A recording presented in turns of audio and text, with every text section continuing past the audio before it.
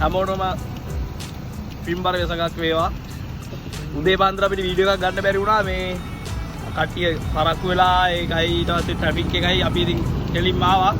දන්සල් ටිකක් හම්බුණා මේ දන්සල් 5-6ක් විතර තමයි අපි මේ දැන්නේ කියන්නේ.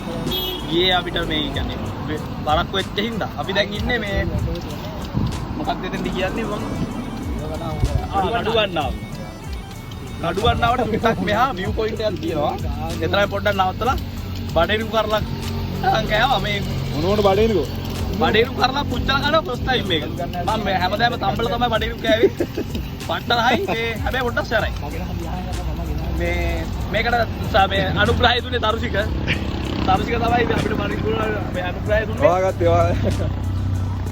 අපි තව ටිකකින් යනවා මාලිගාවට.